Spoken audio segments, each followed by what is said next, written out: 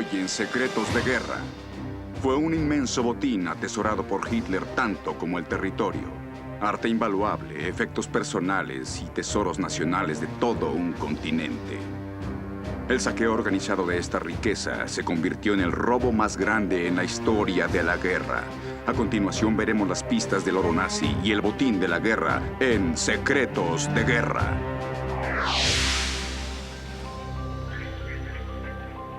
Este programa incluye dramatizaciones de eventos reales.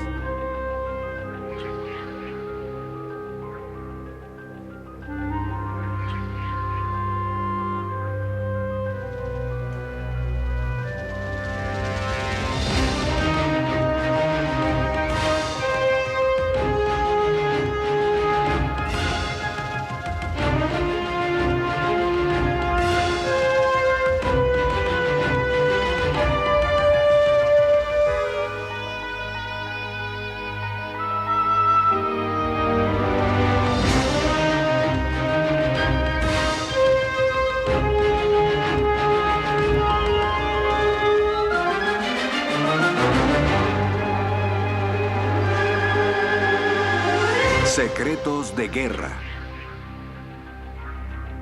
El oro nazi. Narrado en español por Gabriel Pingarrón. En cada guerra sufrida por la humanidad ha habido saqueo, botín de guerra. Sin embargo, ninguno ha sido tan grande o tan bien organizado como el que ejecutó la Alemania nazi durante la Segunda Guerra Mundial. Desde su elección democrática en 1933, Adolfo Hitler y su partido nazi usaron el poder para enriquecerse.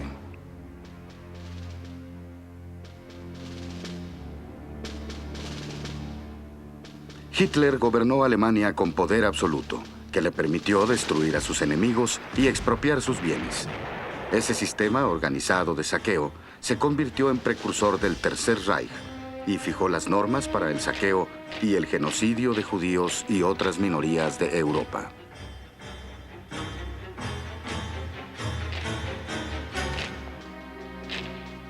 Himmler y su SS crearon un sistema de beneficios económicos para los líderes del régimen. Las actividades de la SS debían ser autofinanciables. Sus fuentes principales de ingresos serían los bienes de los enemigos del Tercer Reich, el fruto de su trabajo como esclavos y el beneficio de su eventual muerte.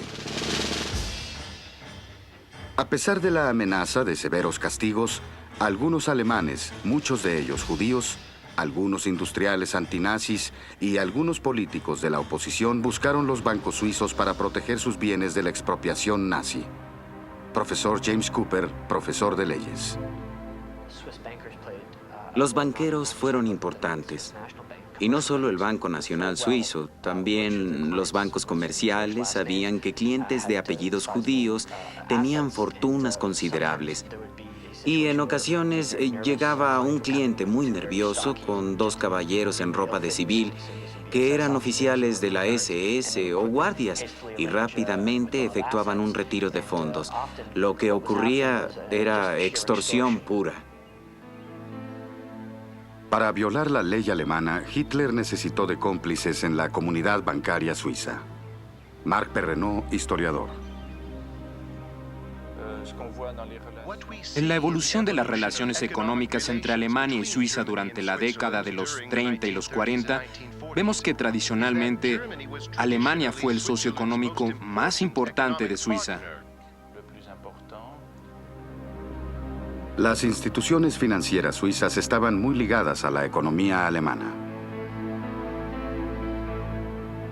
Otorgaban más préstamos a Alemania que los otros países occidentales. Con el aumento del bolchevismo en los 20 y los 30, los bancos suizos aumentaron su atractivo para los clientes alemanes. Los suizos buscaban aumentar su negocio de préstamos en Europa y su relación con Alemania creció.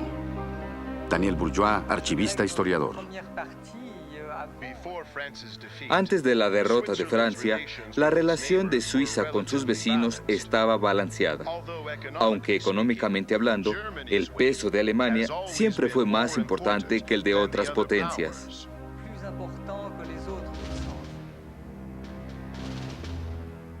Las propiedades de los judíos, otros enemigos del Reich, no se usaron solamente para la bolsa pública, sino para los bolsillos de la élite nazi.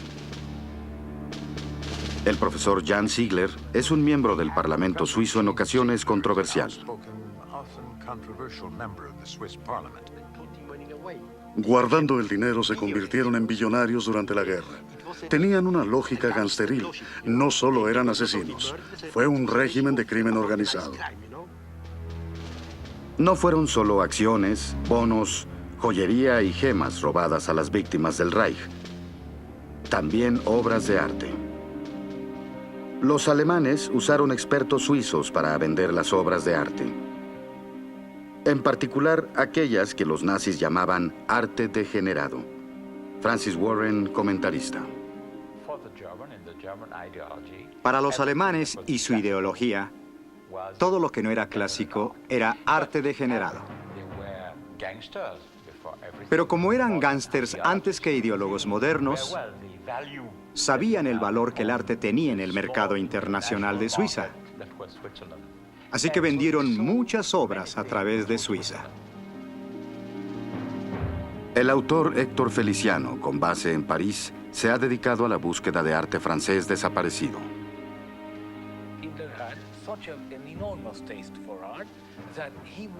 Hitler tenía un enorme apetito por el arte que quería. Entre tanto, planeaba crear un gran museo en Linz, la ciudad donde creció como adolescente. Quería crear un enorme museo de arte europeo que debía, digamos, reestructurar toda la historia del arte desde el punto de vista germano. Mientras Hitler se concentraba en su museo, que jamás se construyó, tenía otros planes para el resto de Europa.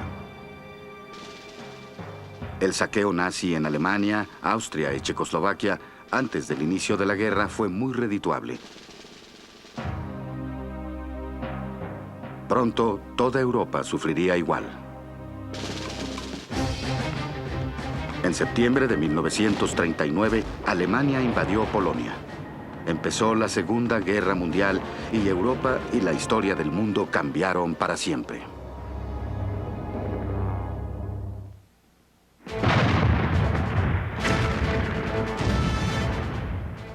Con la guerra total que arrasaría Europa, llegó el saqueo sistemático.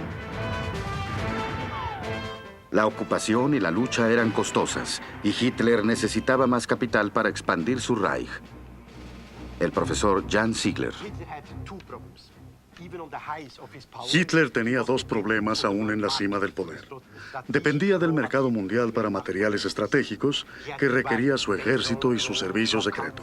Debía comprarlos fuera de su esfera de influencia y necesitaba dinero internacional. Así que robó el oro de 11 países ocupados.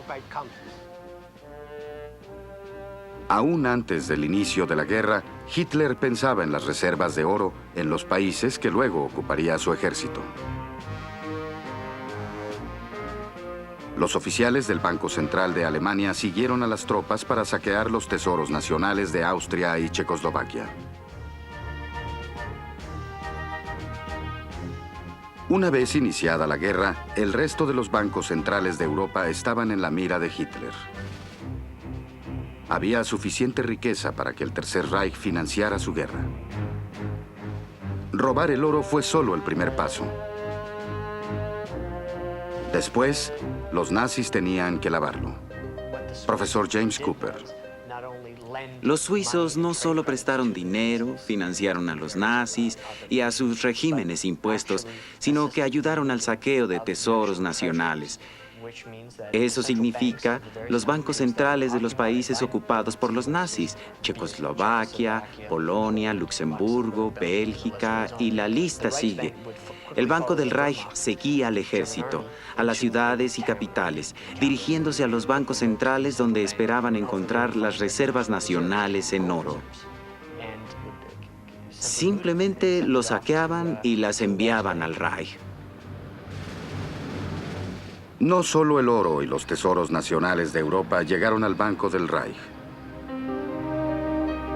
Muchas comunidades judías orientales fueron liquidadas.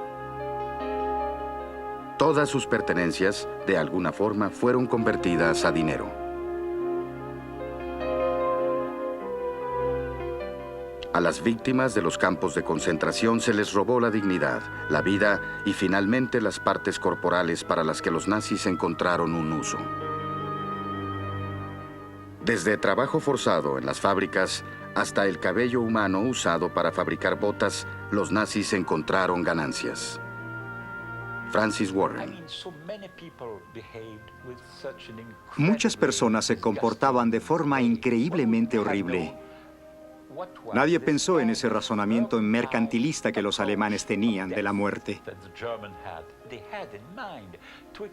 Explotar todas las pertenencias fue una de las razones para la persecución de los judíos.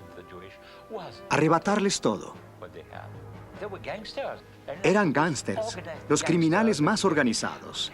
Hermann Göring fue un gángster y su ejército de seguidores también. Profesor Jan Ziegler. En los campos robaron el oro, los dientes, las tapaduras, la joyería, y ese oro fue a Berlín. Fue fundido, marcado con la suástica y enviado a Suiza. Para la primavera de 1940, el Tercer Reich atacó el frente occidental. Después de los Países Bajos cayó Francia. Héctor Feliciano. Llegaron a París en el verano de 1940 y en unos días ya tenían una lista de los comerciantes judíos de arte, los más importantes de París. París era el centro del mundo del arte en esa época. Nueva York y Londres no existían. Había un enorme mercado de grandes coleccionistas y comerciantes. Los nazis llegaron y de inmediato en 2 o 3 días tomaron 15 o 16 galerías.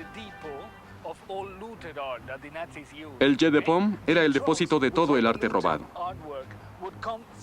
Los camiones con las obras de arte se dirigían ahí para entregar su cargamento. Dentro del Quai de Pomme había unas 60 personas, historiadores, expertos en arte, fotógrafos, y ahí iniciaban un inventario. Parte de las obras iría a Alemania y parte a Suiza, donde serían vendidas. En la Francia ocupada, bajo el régimen de Vichy, había muchos oficiales del gobierno y comerciantes deseosos de trabajar con el Tercer Reich. Héctor Feliciano. Recordemos que el mercado de arte de París era el más grande del mundo durante la guerra. Los clientes internacionales, británicos o norteamericanos, estaban fuera. Los alemanes reemplazaron a esos clientes y los comerciantes estaban deseosos de colaborar.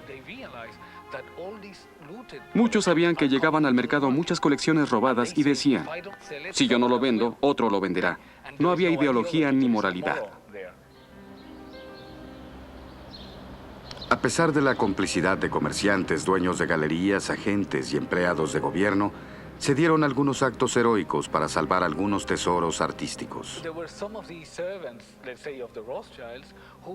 Algunos sirvientes, digamos de los Rothschild, lograron ocultar algunas piezas.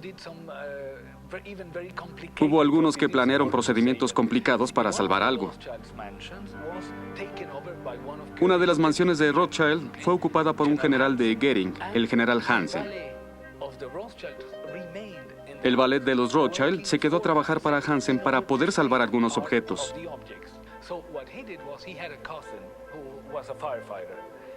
Tenía un primo que era bombero y entre los dos crearon un incendio ficticio en una de las entradas. Había 2 entradas a la casa Rothschild. Los soldados alemanes ayudaban a extinguir el fuego junto a los bomberos, mientras el ballet y su primo sacaban valiosas piezas de plata y otros objetos por la otra puerta.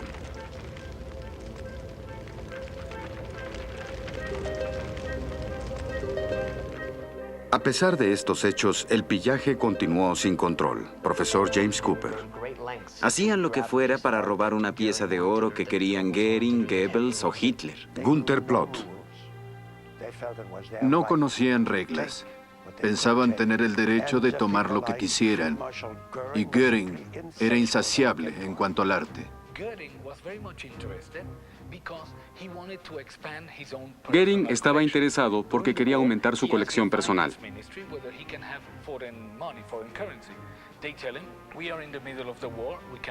Durante la guerra pidió al Ministerio de Finanzas dinero extranjero. La respuesta fue que no podían dárselo por la guerra, así que tuvo la idea de usar el arte robado que estaba en el Jeu de Paume. Empezó a venderlo o a cambiarlo y para llevar esos objetos a Suiza, o parte de ellos, usaba la valija diplomática para evitar la aduana.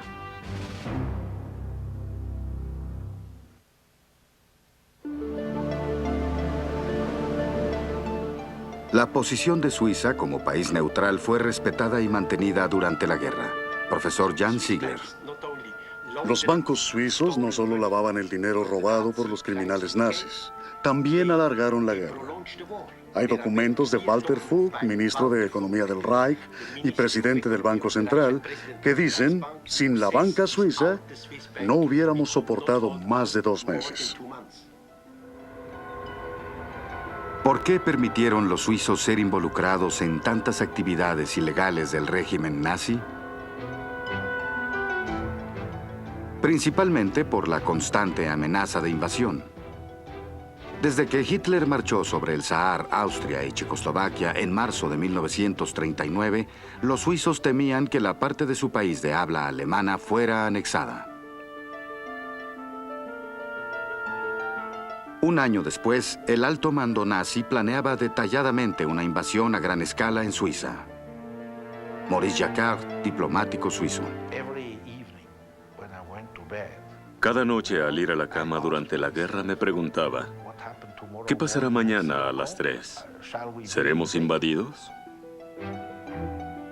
La mañana del 25 de junio de 1940, unas horas después que el armisticio entre Alemania y Francia entrara en vigor, el alto mando alemán ordenó preparar la invasión de Suiza. El plan ultrasecreto pedía acabar con la resistencia suiza rápidamente para dividir el país con Italia. Alemania tomaría 4/5 partes y Mussolini ocuparía el área al este del lago Ginebra.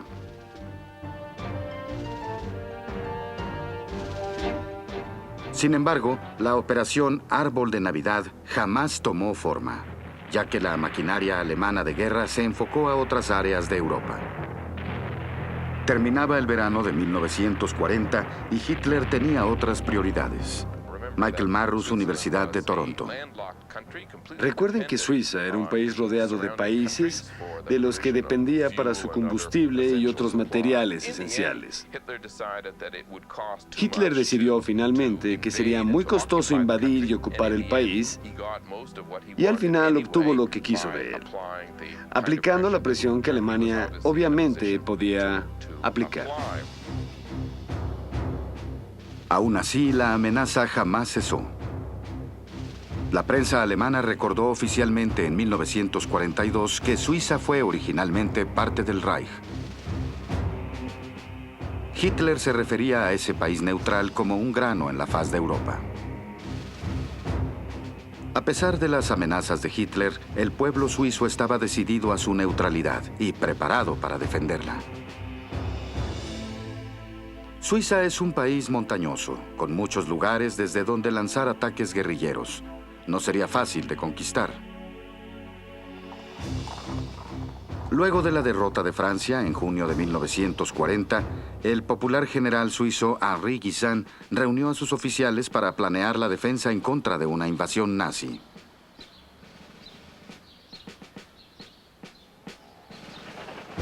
Los suizos podrían destruir los túneles de Saint-Gothard y Simplon como defensa. Esto cerraría el tránsito de provisiones y armas alemanas hacia Italia. Se necesitaría un ejército de ingenieros para reconstruir los túneles, algo muy difícil, especialmente bajo ataques de guerrilleros.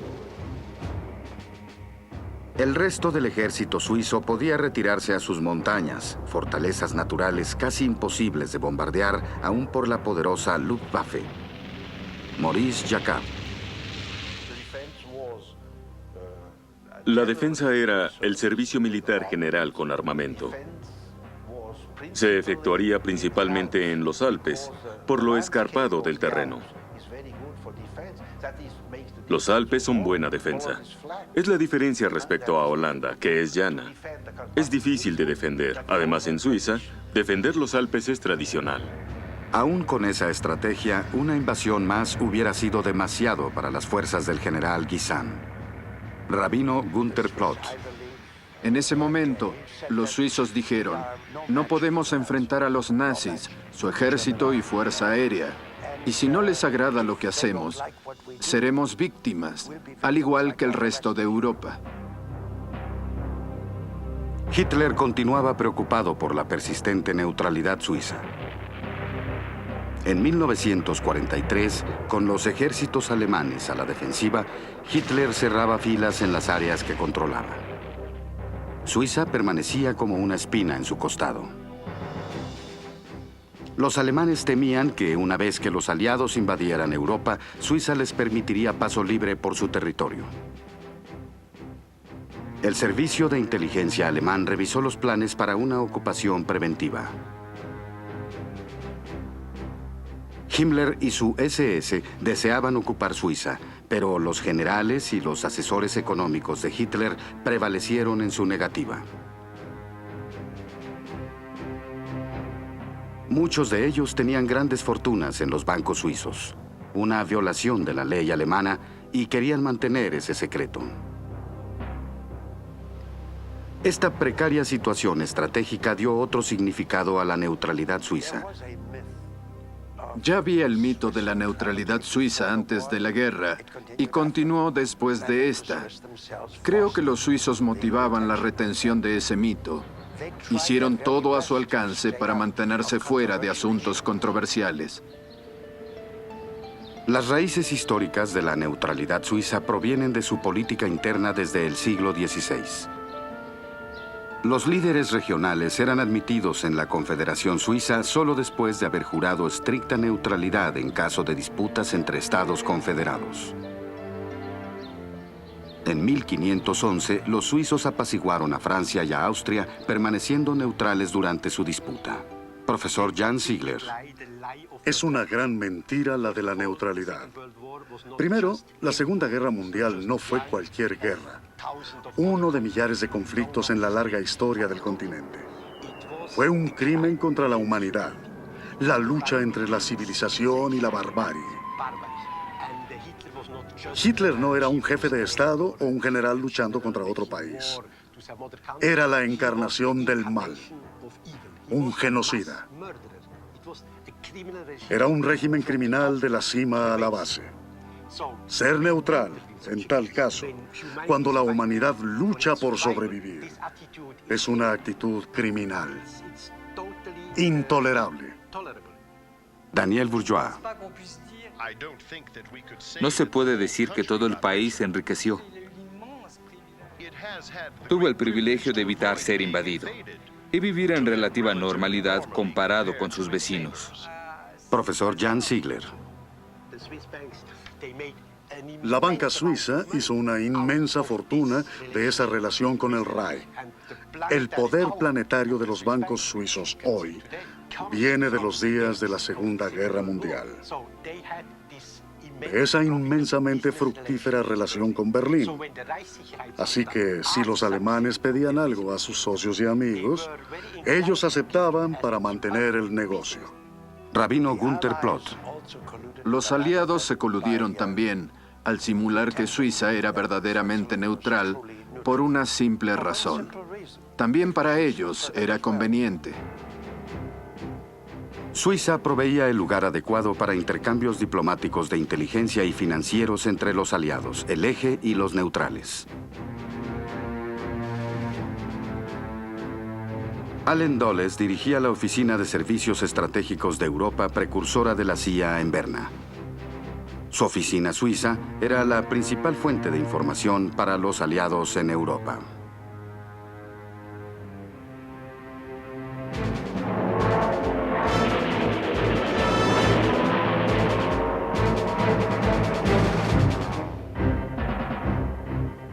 Otra ventaja para los aliados era la ayuda del Comité Internacional de la Cruz Roja, operada por los suizos para proteger a los aviadores que eran derribados en Europa Central.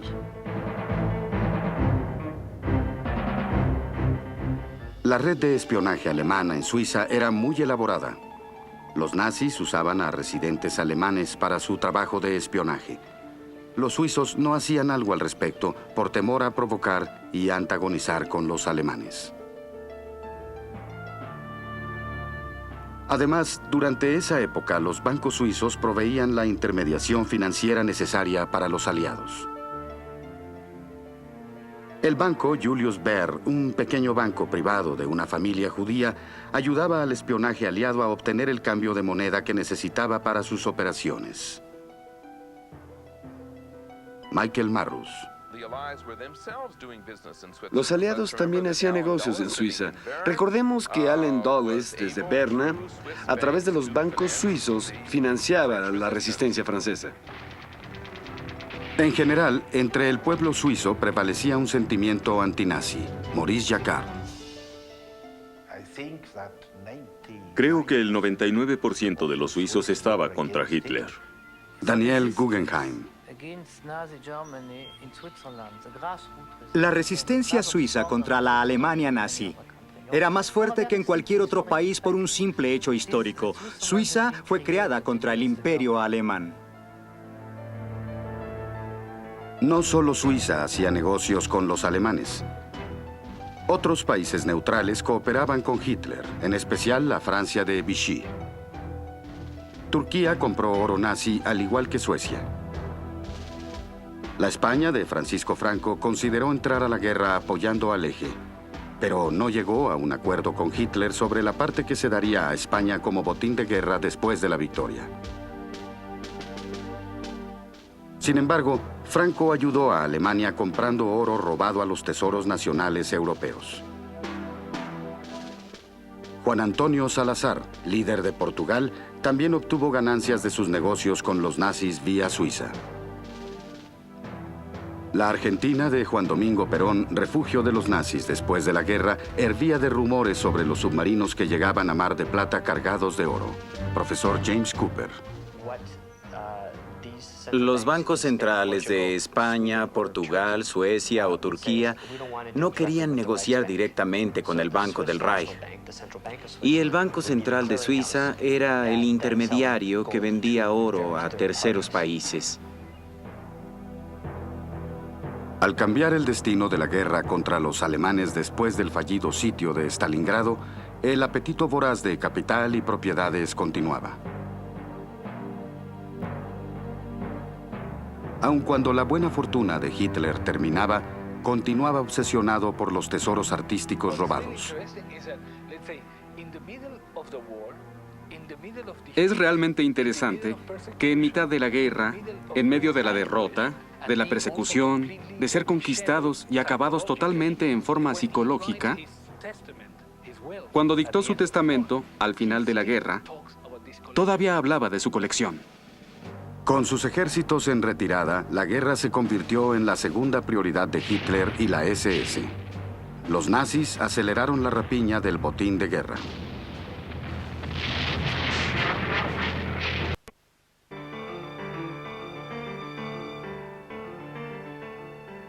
Había muchos intermediarios suizos que ayudaban a lavar y ocultar los frutos del pillaje germano.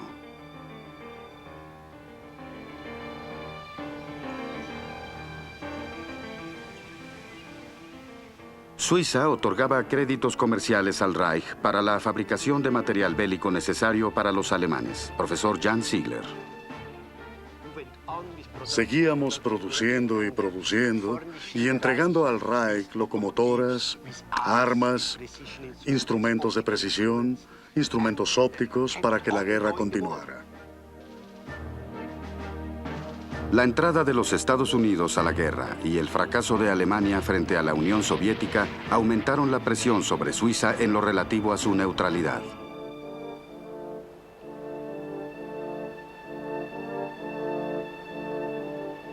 Esta imagen, sin embargo, era difícil de cambiar, ya que las fuerzas alemanas aún rodeaban Suiza y los bancos suizos continuaban lavando el oro robado y aceptando depósitos secretos de los líderes nazis.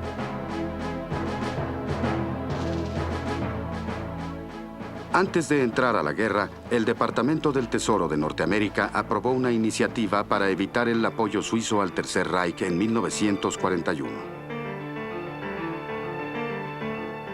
Las empresas suizas, sospechosas de negociar con los nazis, fueron publicadas en una lista negra y sus activos en Norteamérica fueron congelados. Es importante subrayar que, a diferencia de otros países neutrales, que a finales de 1942 o principios de 1943, la batalla de Stalingrado fue el parteaguas.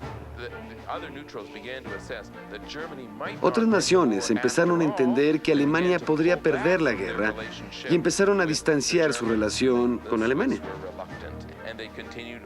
Los suizos continuaron en 1943 a pesar de las victorias espectaculares de los aliados en África, del colapso de Mussolini en Italia, que debieron señalarles el camino y la verdad les iba bastante bien. Norteamérica quiso poner fin al tráfico de oro robado en países neutrales, firmando tratados internacionales que aseguraban que cualquier activo, propiedades u oro obtenidos por el saqueo no serían reconocidos después de la guerra.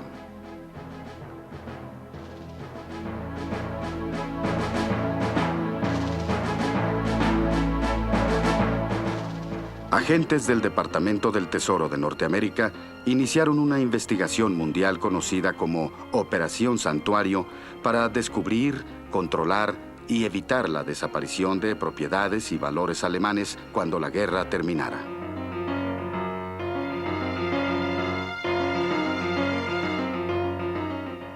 Había la oscura sospecha de que los restos del liderazgo nazi usarían fondos secretos depositados en países neutrales para iniciar el Cuarto Reich. Michael Marrus. Era la gran preocupación en 1945. Evitar que la Alemania nazi reviviera con la ayuda de recursos depositados en la banca suiza. El 10 de agosto de 1944 hubo una conferencia misteriosa del Servicio Secreto en Estrasburgo para preparar la resurrección del Cuarto Reich con o sin Hitler, asegurando la huida de los líderes principales, de los criminales. El botín de los nazis, luego de 5 años de guerra y 12 de dictadura, se extendía por toda Europa. Parte viajó hasta Sudamérica. Cuando los aliados capturaron a las fuerzas alemanas que se retiraban, se encontraron escondites de valores por toda Alemania y Austria.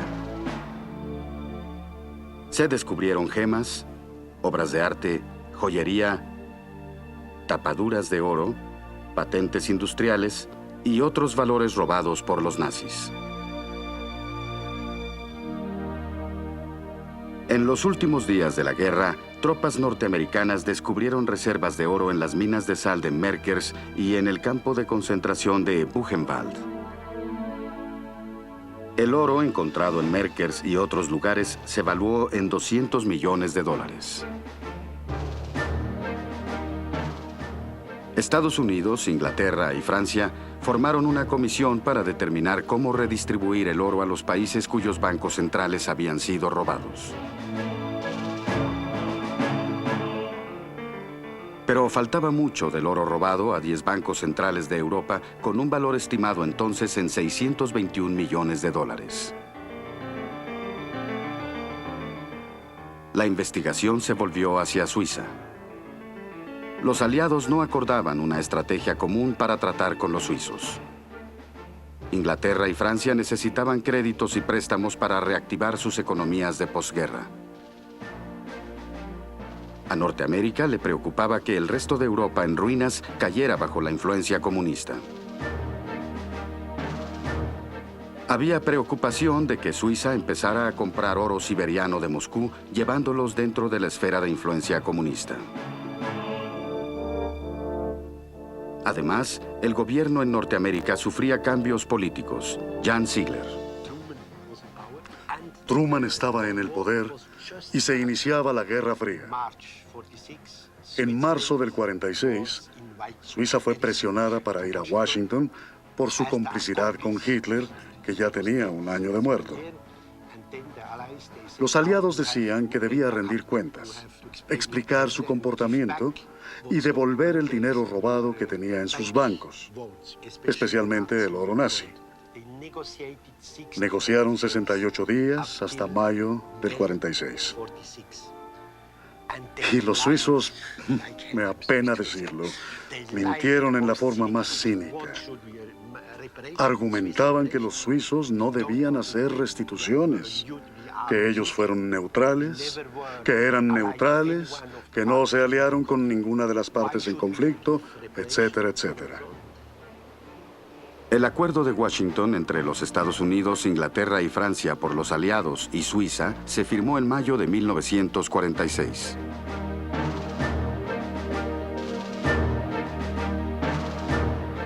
El gobierno suizo aceptó devolver 250 millones de francos suizos, aproximadamente 52 millones de dólares en oro, para que los aliados lo distribuyeran entre los bancos saqueados por los nazis.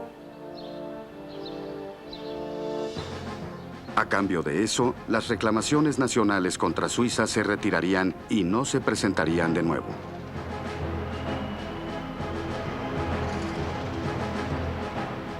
Extrañamente, el acuerdo de Washington nunca atribuyó culpa o responsabilidad a los suizos.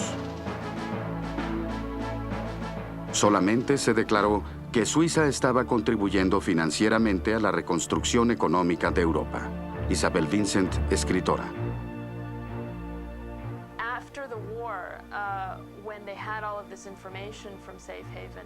Después de la guerra, aún con la información de la Operación Santuario, los aliados eligieron ignorar la mayor parte mientras discutían los tratados con Suiza, como el Acuerdo de Washington,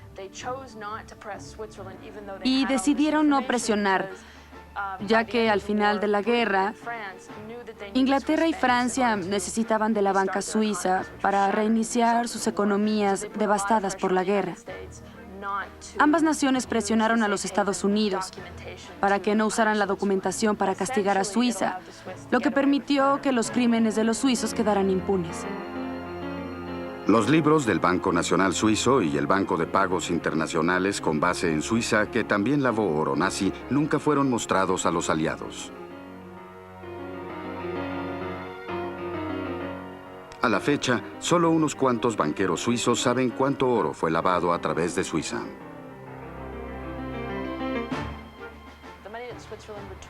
El dinero que Suiza devolvió a los aliados no incluía el dinero expropiado en forma individual. Hubo una carta adicional al Acuerdo de Washington que decía que Suiza debía hacer todo lo posible para devolver a los dueños el dinero que habían depositado ahí antes y durante la guerra. Sin embargo, nada ocurrió durante años.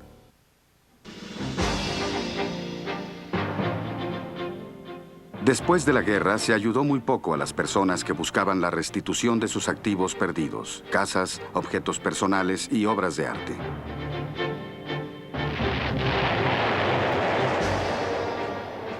El mundo entraba a la era nuclear y los aliados enfrentaban una nueva forma de guerra con los soviéticos, sus exaliados. El mapa de Europa se dividía rápidamente en dos poderosos bloques. La falta de interés de los aliados para ayudar a los despojados rápidamente tuvo eco en el gobierno suizo, al que siguieron sus bancos comerciales. Suiza no atendió las reclamaciones individuales. Algunas personas sobrevivientes del Holocausto fueron a Suiza con muy poca documentación, pero sabían que sus familiares pudieron tener cuentas en Suiza. Los empleados bancarios fueron increíblemente desvergonzados y en forma muy legalista requerían un certificado de defunción. La respuesta siempre fue: Auschwitz no expedía certificados de defunción. Las reclamaciones de cuentas personales se convirtieron en una pesadilla burocrática. Jan Ziegler. Aun si el descendiente de una víctima del Holocausto podía entregar lo que se llamó declaración de desaparición, el empleado bancario decía, ahora pruebe que usted es el único heredero.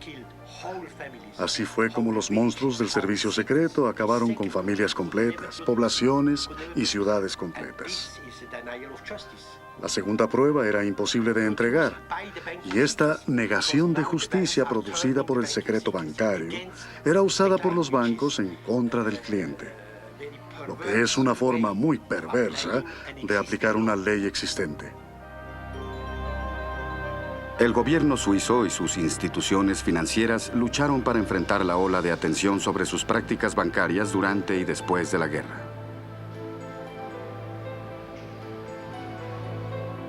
La devolución de obras de arte robadas por los nazis durante la ocupación de Francia tampoco fue fácil. Con la Europa de la posguerra a punto de la hambruna, los aliados no tenían en su lista de prioridades la devolución de las obras de arte. Héctor Feliciano.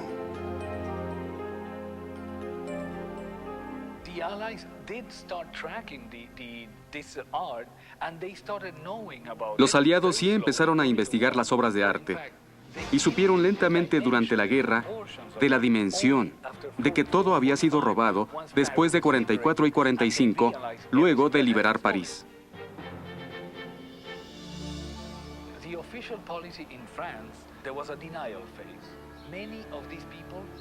La política oficial en Francia entró en una fase de negación. Muchas personas sentían que solo 40 o 50 años después de la guerra podrían hablar. Algunos me dijeron, después de la guerra estaba tan feliz de haber sobrevivido que no me atreví a preguntar por cosas materiales. Pero ahora entienden que el arte no es solo material, va más allá y tratan de recuperarlo. Solo al final de la Guerra Fría, con el colapso de la Unión Soviética, se ha hecho un esfuerzo mundial para exponer la falta de justicia individual y solicitar restitución por los crímenes económicos ocurridos durante la Segunda Guerra Mundial.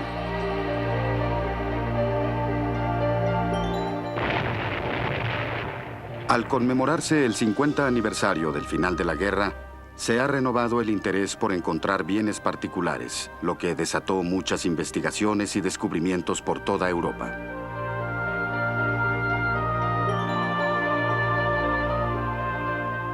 En 1995, el gobierno austriaco devolvió obras de arte robadas por los nazis que no tenían dueño.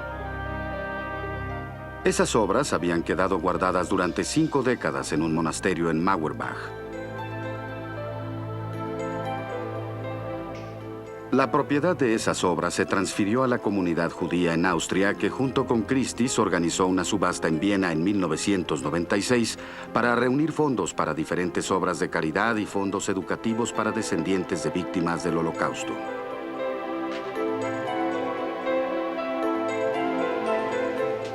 Los bancos suizos han sido más lentos para enfrentar las actividades de su país durante la Segunda Guerra Mundial. Cuando el gobierno de los Estados Unidos hizo públicos ciertos documentos concernientes a las actividades de Suiza, de su Banco Nacional, bancos comerciales e intermediarios financieros, la prensa norteamericana se interesó mucho en el asunto.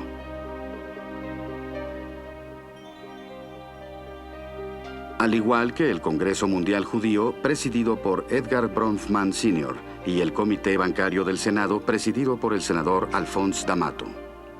Bronfman y D'Amato acusaron al gobierno y a la banca suiza de enriquecerse con el Holocausto y de retener un estimado de $7 billones en cuentas de depositantes.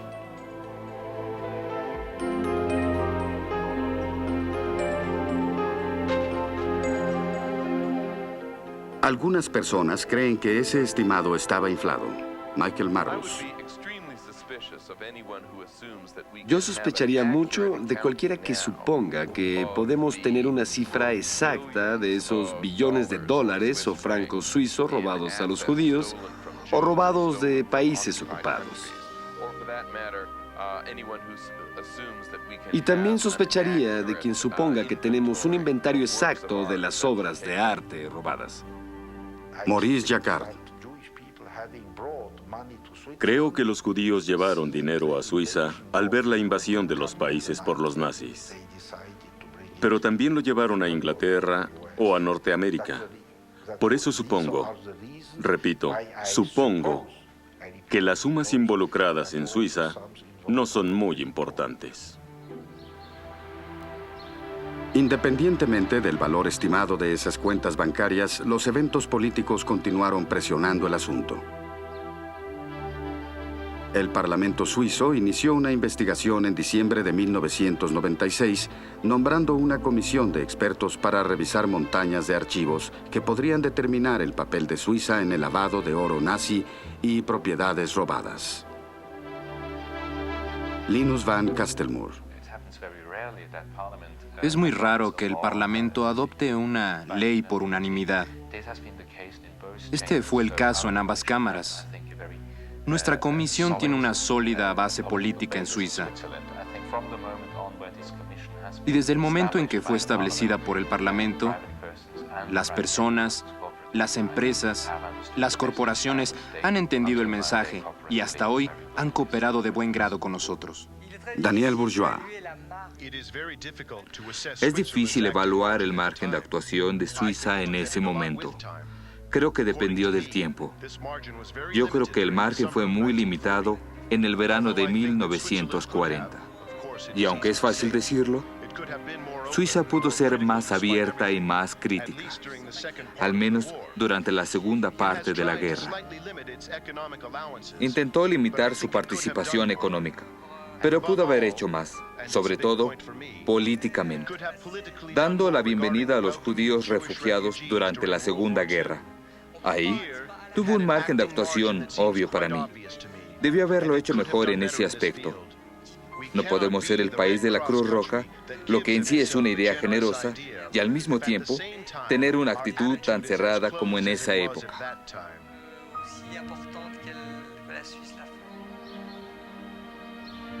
Todo el asunto se convirtió en una pesadilla de relaciones públicas para Suiza.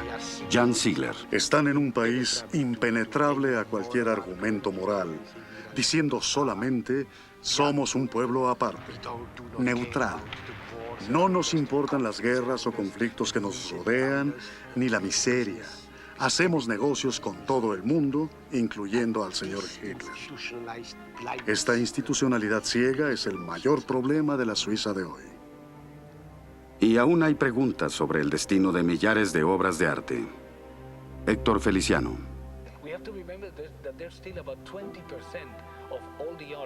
Debemos recordar que todavía no se encuentra como el 20% del arte robado en Francia. Yo creo que parte de él debe estar en Suiza y si somos pacientes, surgirá. Es interesante que muchas obras de arte, luego de ser robadas y desaparecidas durante algunos años, naturalmente llegaron a Norteamérica, especialmente a los Estados Unidos, porque ahí estaba el gran mercado. Muchas de estas pinturas robadas provienen de Francia, porque fue el país más saqueado. Muchas obras pueden rastrearse desde el lugar donde fueron robadas, luego al Jeu de Paume, luego a Suiza y a los Estados Unidos. ¿Hay reglas legítimas sobre a qué botín de guerra se tiene derecho? Esa pregunta es una paradoja, porque se trata de la guerra, que es en esencia una acción inmoral, ya que su objetivo es matar tantas personas como se pueda, ya sean soldados o civiles. Esa diferencia que anteriormente se observaba a cierto grado, ya no se observa. Yo sé que los nazis no observaban nada. Recordemos que esos objetos fueron robados en una época en la que la gente desesperada hacía arreglos desesperados. Y al mismo tiempo, las mentes más brillantes del mundo bancario usaban su energía y su talento para cubrir el rastro. Suponer ahora que podemos rastrear todo para llegar a un número exacto es altamente improbable. Considerando el tiempo transcurrido desde la Segunda Guerra Mundial, es difícil determinar la pérdida económica real. La recuperación de los valiosos activos robados a los europeos por el Tercer Reich no puede garantizarse.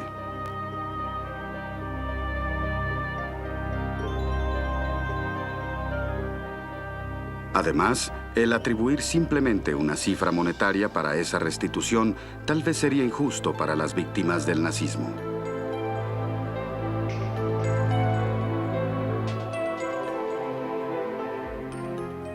Los escalofriantes métodos usados por el régimen nazi para robar de Europa y sus habitantes obras de arte, dinero, propiedades y otros activos ya quedaron aclarados.